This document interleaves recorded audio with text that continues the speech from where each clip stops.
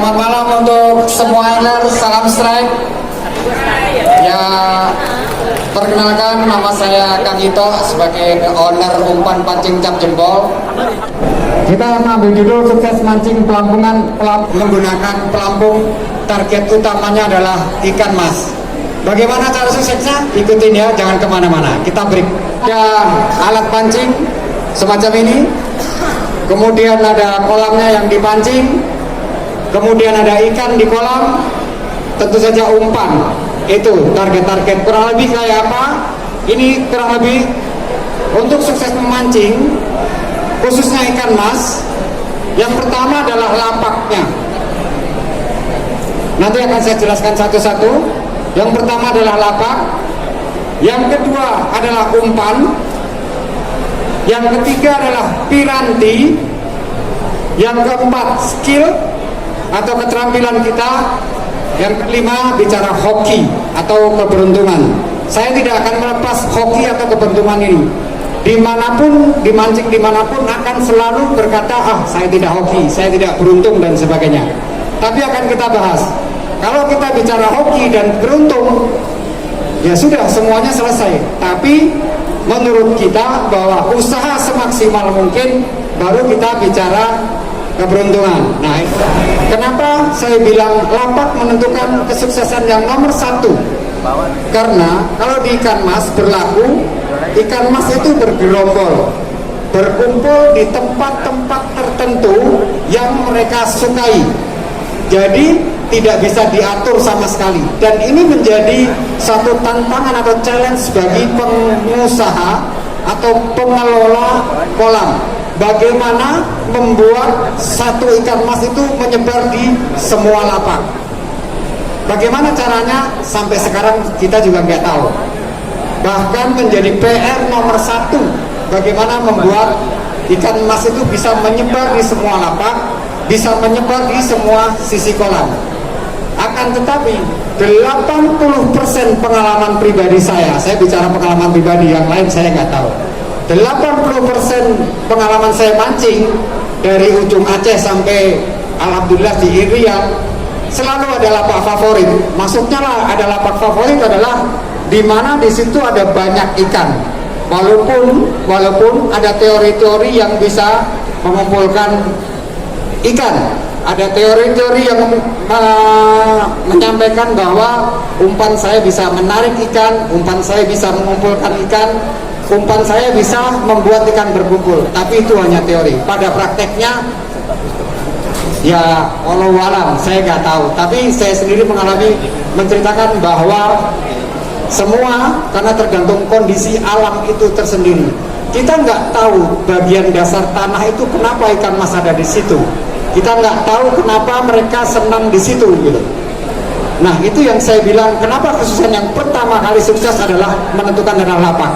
Yang seperti tadi saya bilang, kita ini kolam rata-rata antara lebarnya sekitar ya 10 sampai 14 meter, panjangnya sampai 60 meter. Mungkin ikan ada di posisi pojok sini, pemancingnya ada di sana, nggak mungkin dapat ikan. Atau ikannya ada di tengah, mancingnya di pinggir dan sebagainya.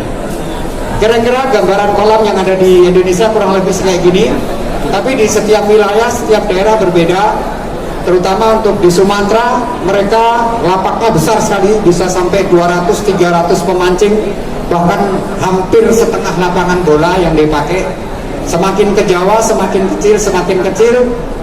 Jabodetabek sendiri areanya ukuran antara 10 meter sekali 30-40, kemudian ke Bogor lebih kecil, ke Sukabumi lebih kecil lagi. Ini berkenaan dengan umpan. Kalau tadi kita sudah tahu posisi ikannya di mana, tentunya dengan umpan. Kenapa? Umpan sebagus apapun di lapak nggak ada ikan, nggak mungkin dimakan, ya kan? Tapi ikan sebanyak apapun, kalau umpan jelek nggak dimakan juga. Nah, kita akan lihat. Ada beberapa umpan sampel, umpan simpel yang ini. Ini saya ciptakan, saya racik pada tahun 2016 apa 2015. Kita sebut dengan racikan umpan sedeng yang sangat simpel menurut pemancing pada rata-rata. Tapi hasilnya sangat maksimal. Kenapa sangat maksimal? Saya melihat dari permintaan pembeliannya itu sangat luar biasa banyak. Dan saya sudah tes dengan pribadi saya sendiri di Sumatera, mulai dari Pekanbaru, di Padang, di Jambi, di Palembang, di Lampung saya udah coba. Kemudian Jawa hampir semua saya pernah coba, Jawa Timur, sampai ke Sulawesi, Manado saya pakai umpan ini. Hasilnya sangat luar biasa, bahkan di atas rata-rata. Ini namain umpan sedeng. Sedeng itu kalau bahasa Jawanya orang gila, ya kan, umpan sedeng. Tapi jangan tulisannya sedang, bukan sedeng. Ini racikannya, dan ini sangat luar biasa bagus dimakan ikan. Cukup dengan telur asin, keju, proto, dan itu salah satu produk kita, jempol premium biang susu. Kita coba lihat sebentar ya, kira-kira cuma 2 menit.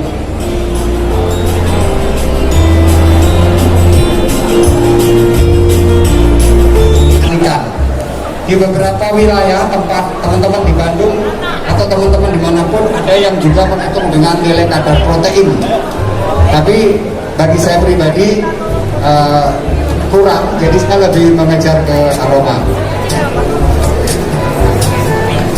Nah, ini salah satu piranti. Kalau kita melanjutkan ke piranti, kalau tadi lapak sudah, kemudian umpan sudah, kita masuk ke piranti. Piranti yang umum digunakan adalah menggunakan joran ukuran panjang yang umum di Indonesia adalah 150 sampai dengan 180 cm. Itu umum. Kemudian kekuatannya 4 sampai 18 lit. Dengan paling enak kita menggunakan yang medium trapper. Kalau untuk ikan mas kita mancingnya medium trapper. Ada 3 joran, ada fast trapper, medium trapper, slow trapper. Jadi kalau kita pakai rata-rata joran yang kita pakai adalah ini 4 sampai dengan 16 lit. Kekuatan benang setiap daerah beda-beda. Kalau teman-teman Jabodetabek pada umumnya adalah menggunakan ukuran benang 0,21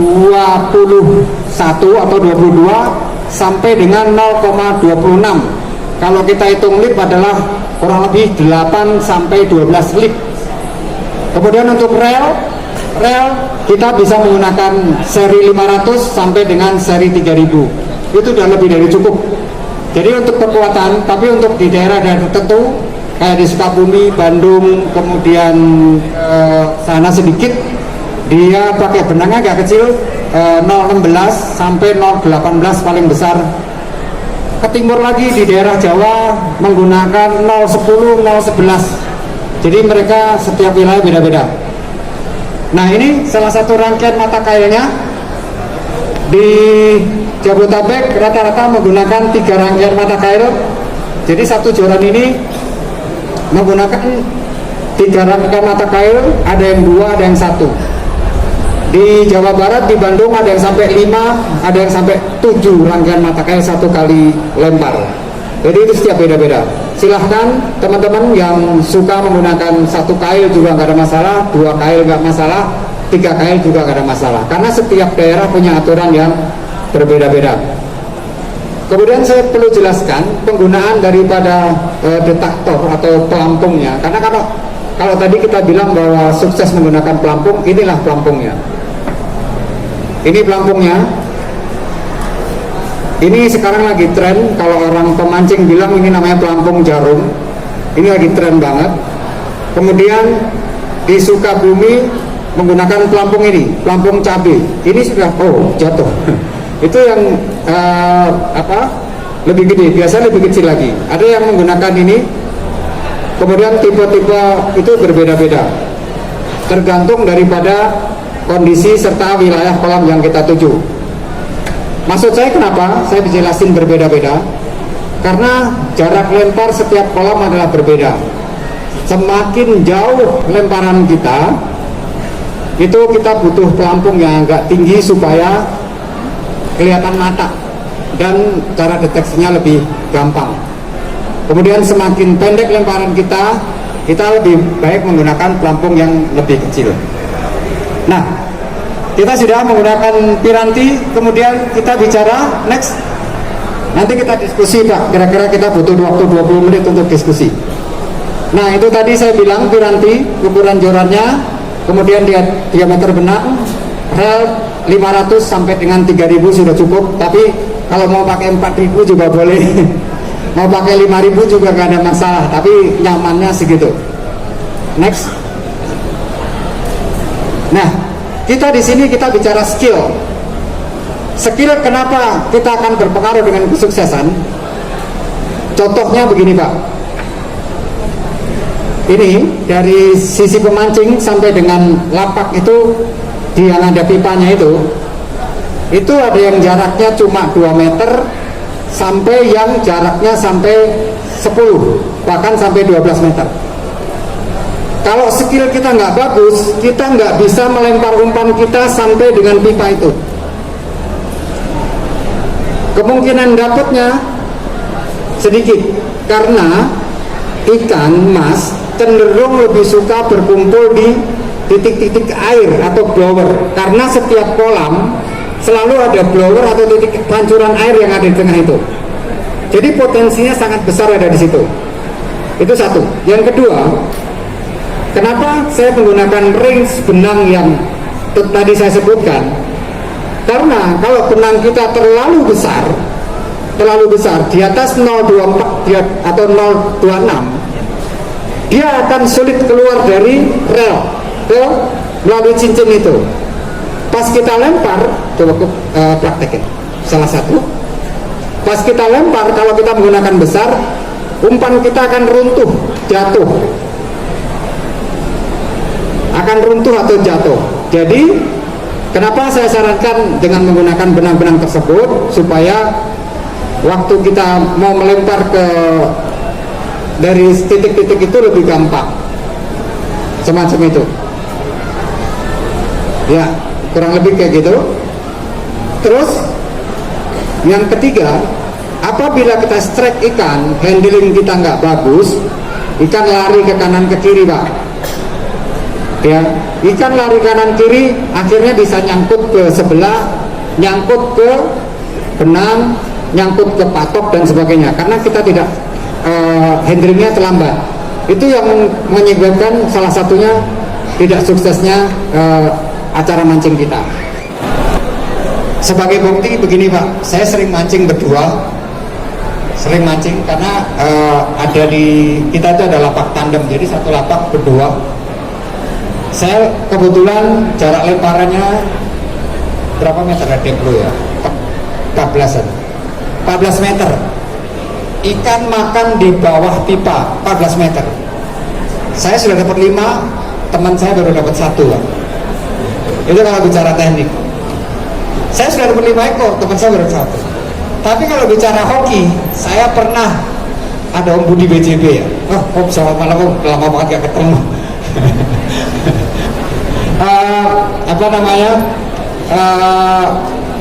Bicara hoki, saya pernah dapat 1 ekor dalam mancing sehari, teman saya sampai 20 ekor. Saya nggak ngerti, barang saya yang buat umpan dan sebagainya.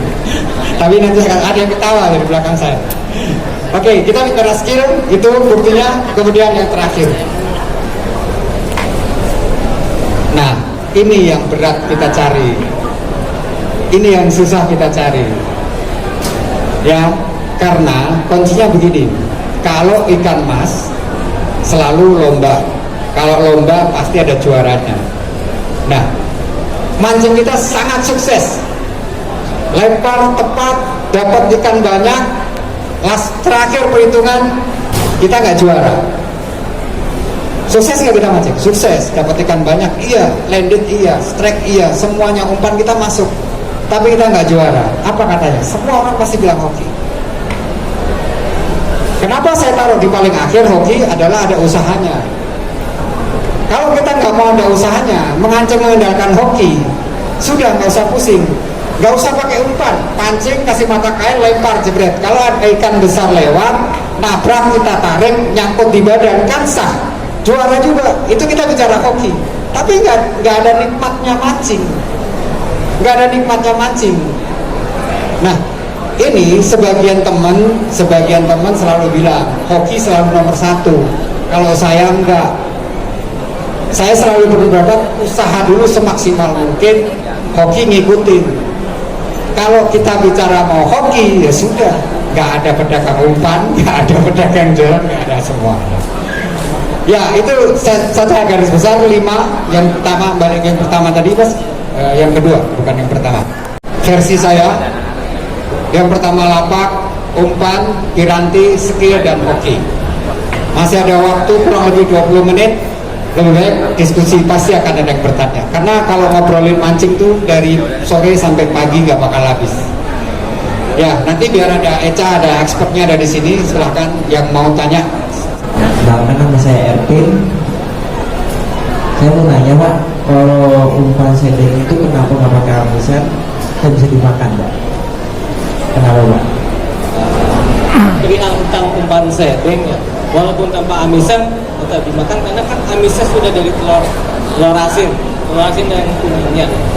Tapi itu pun sudah mencukupi.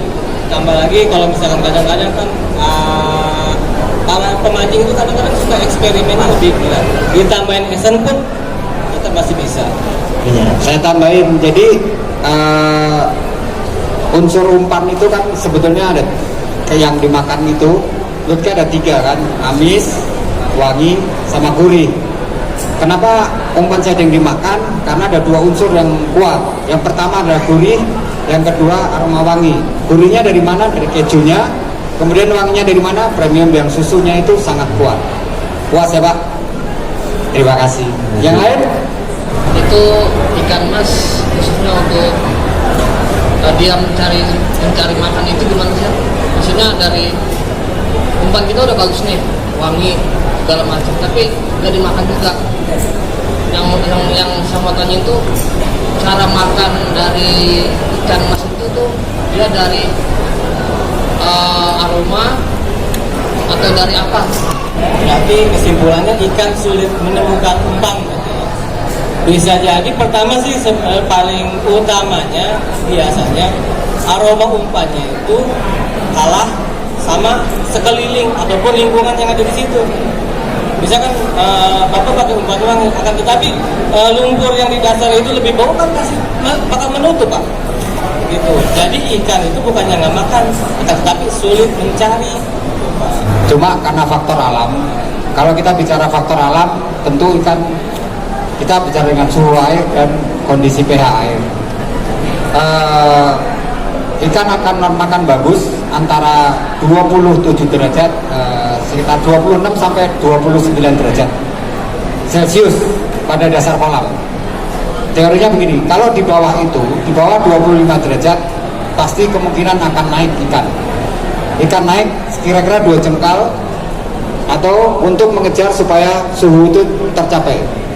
Karena teorinya adalah matahari bersinar, kalau kedalaman 60 sampai 80 cm, dasar kolamnya itu kalau nggak panas sekali, dasar kolamnya nggak mencapai suhu yang kita targetkan. Ikan akan makan bagus pada suhu 27 derajat, itu paling bagus. Nah, kalau misalnya demikian, kita siasati Pak. Caranya gimana? Kita agak gantung sedikit mata kail kita. Kalau tadi kan kita 3 rangkaian, 1, 2, 3, kita gantung, kita taruh paling dasar yang paling ujung, kemudian yang paling atas kita bisa gantung. Nah ini, contohnya ini, kita taruh umpan kecil aja, seumuran kacang kedelai, ya, pilus orang bilang, yang paling bawah kita taruh segede jempol. Lampung kita naikin sedikit, kita turunin sedikit supaya kelihatan cuma ya kira-kira 1 cm atau setengah cm aja cukup.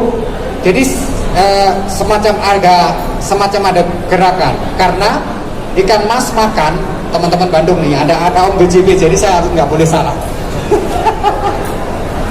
Teman-teman Bandung selalu bilang ikan makan karena ada satu, menurut saya ya, aroma, kedua sensor. Karena hampir semua ikan laut juga dia akan menggunakan sensor gerakan. Sensor gerakan itu kita perlu. Jadi kembali lagi, kita kembali ke skill kita sampai kayak apa. Jadi kalau misalnya lama nggak mau makan, coba diukur itu, naikin, kemudian benangnya kita sering gerakin. Karena kalau dia nggak ketemu penciuman aromanya, atau dia lagi malas karena suhunya, tapi begitu kena sensor gerakan, dia akan refleks. Ikan itu akan refleks menyerang, dianggap sebagai musuh. Nah itu yang dimakan. Itu teorinya. Puas Pak? Terima kasih.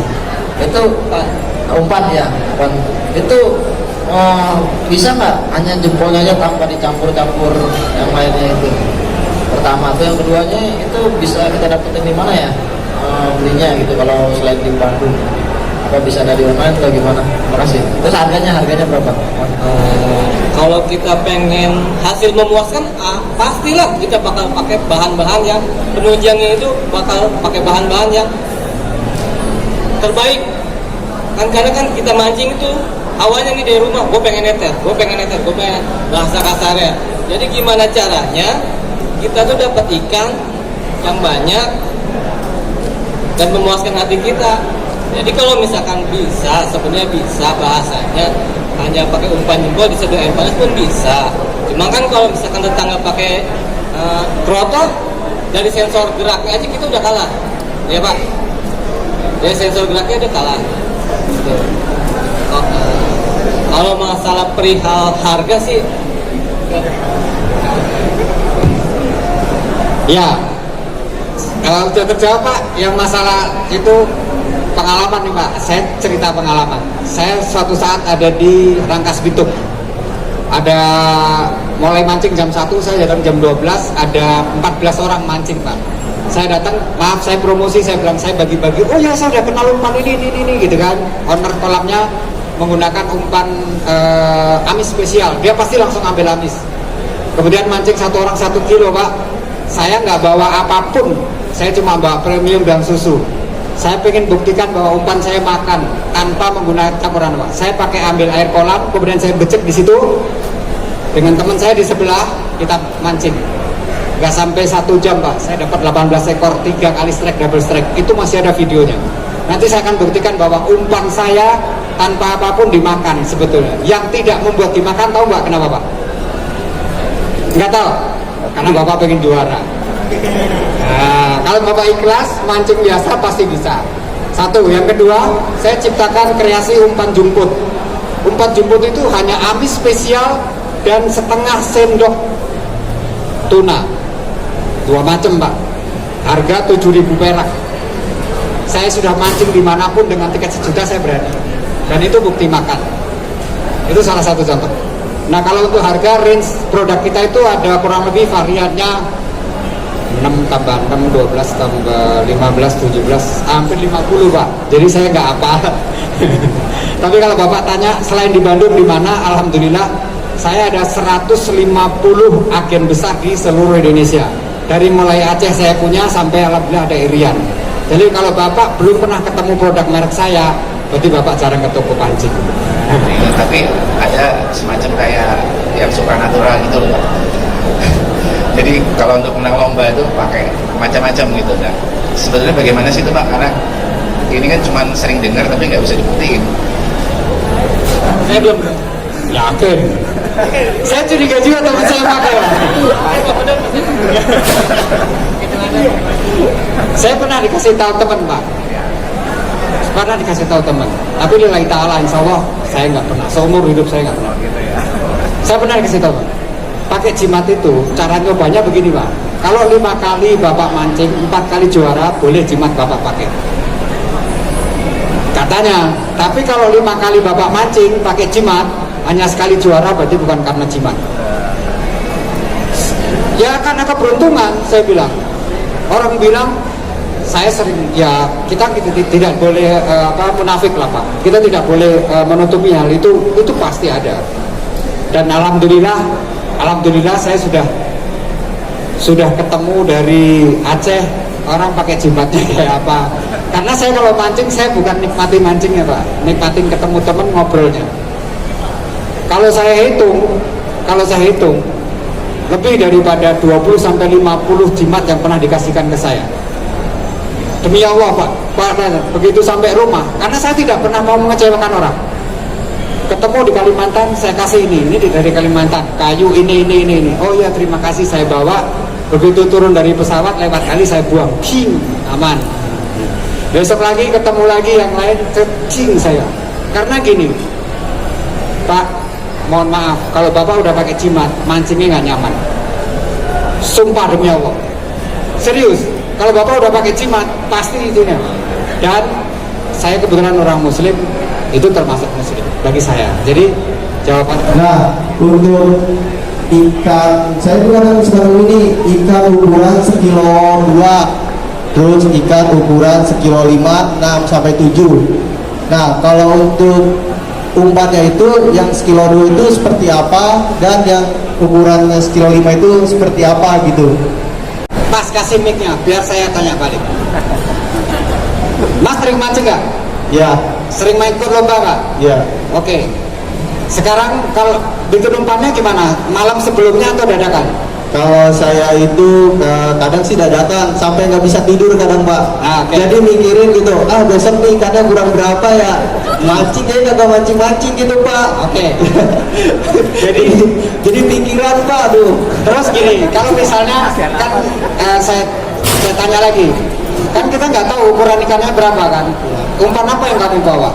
Biasanya sih kalau saya itu buri, jatuhnya lebih ke buri. Nah, Ya. terus Ya udah paling kalau itu saya bawa amisan gitu kan buat antisipasi aja. kalau buri itu untuk ikan ukuran berapa? Kalau saya itu balik berapa ya? Sedang sih 4 gitu. 4. Kalau misalnya dilepas ukuran 2, kamu pulang apa mancing? Ya makanya itu saya bingung ada yang mencoba gitu. Ya, jadi gini, saya jawab, saya balik. 90% teman saya mancing kalau bikin umpan adalah malam sebelumnya. Ya kan? 90% dia udah belanja, dibawa pulang, kemudian dia racik, dia kukus, kemudian simpan di kulkas. Bener apa enggak?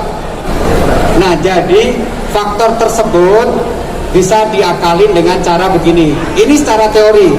Secara teori, kalau ikan kecil katanya main amis. Katanya main amisnya tinggi. Tapi kalau ikan besar mainnya wangi atau gurih. Tapi mohon maaf, ada teman saya BJB di Bandung.